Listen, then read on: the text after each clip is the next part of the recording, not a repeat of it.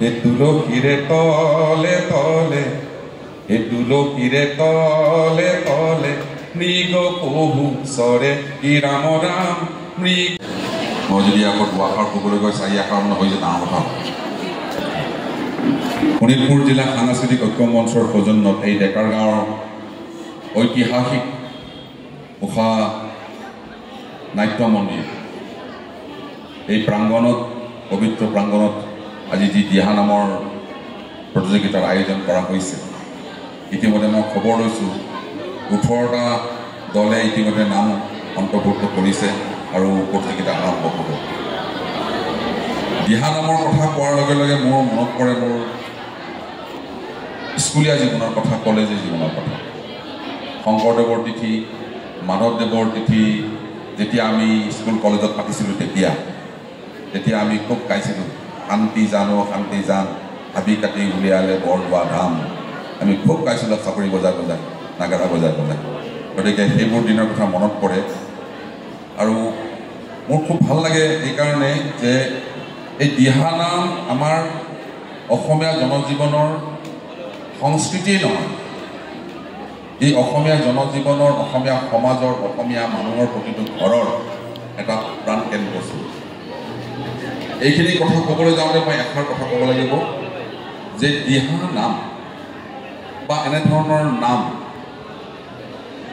ঘোষা, অংকীয়া নাটৰ নাম, এইবিলাক যে দিনৰ নাম আমি ব্যৱহাৰ কৰোঁ,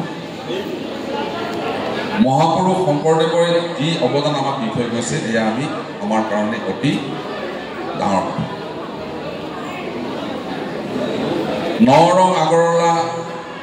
নৰং আগৰৱালা হ'ল ৰাজস্থানৰ পৰা আহিছিল তেজপুৰলৈ, আহি তেজপুৰতে থাকিবলৈ ল'লে গমিৰি ঘাটত, আৰু গমিৰি ঘাটত থাকিবলৈ ল'লে গমিৰি ঘাটৰ পৰা আজিৰ লখিমপুৰ, ধেমাজি, ডিব্ৰুগড়, তিনিচুকীয়া, শিৱসাগৰ এই অঞ্চলত ৰবৰৰ বেপাৰ কৰিবলৈ আৰম্ভ কৰিলে। এতিয়া ৰবৰৰ গছ আমাৰ হাবিত নিজে নিজে হৈছিল।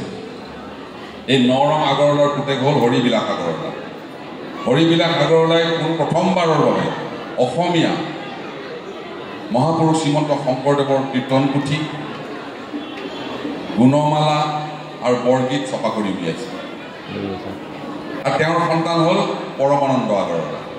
পৰমানন্দ আগৰৱালা যদিও পাশ্চাত্য বাদ্যযন্ত্ৰৰ শিক্ষা গ্ৰহণ কৰিছিল বা তাৰ প্ৰতি আকৃষ্ট আছিল, আমাৰ থলুৱা বাদ্যযন্ত্ৰ তেওঁ নিজে বজাব জানিছিল। আৰু আজি তেজপুৰৰ যিটো বাটা কোম্পানীৰ ঘৰ আছে, জোতাৰ দোকান আছে, সেই চৌহদত যাক পকী বুলি কোৱা হয়, আজি জ্যোতি ভাৰতী, তাত জ্যোতিপ্ৰসাদ আগৰৱালাৰ দেউতাকহঁতৰ ঘৰ আছে। আৰু সেই পৰমানন্দ আগৰৱালাই তাতেই সন্ধিয়া সময়ত যেতিয়া তেখেতৰ সহধৰ্মিনীয়ে তুলসী তলত চাকি জ্বলায়, লগৰ ল'ৰা ছোৱালীৰ লগত খেলিবলৈ নিজৰ ল'ৰা ওলাই যায়, আৰু ঘৰলৈ ঘূৰি অহাৰ সময় সন্ধিয়া অৰ্গেনত পৰমানন্দ আগৰৱালাই গান গাইছিল। কোনো হিন্দী গান, মাৰোৱাৰী গান নহয়, কি গান গাইছিল? হে তুলসীৰে তলে তলে হে তুলসীৰে তলে তলে মৃগ পহু চৰে কি ৰাম ৰাম মৃগ পহু চৰে। হে তাকে দেখি ৰামচন্দ্ৰই, হে তাকে দেখি ৰামচন্দ্ৰই হৰ ধনু ধৰে কি ৰাম ৰাম হৰ ধনু ধৰে। সদায় যেতিয়া সন্ধিয়া সময়ত এই গান গায়, তেওঁৰে সন্তান লগৰ ল'ৰা ছোৱালীক খেলা ধূলা কৰি যেতিয়া জপনা মুখত থিয় হৈ দেউতাকৰ কণ্ঠত এইবোৰ গান শুনে, সেই ল'ৰাৰ মনত প্ৰতিক্ৰিয়া হ'ব।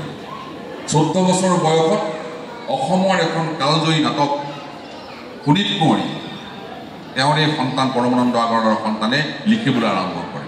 শোণিতপুৰী নাটকখন হৈছে বানৰজা কৃষ্ণ অনিৰুদ্ধ উষা চিত্ৰলেখাৰ ওপৰত লিখা নাটক।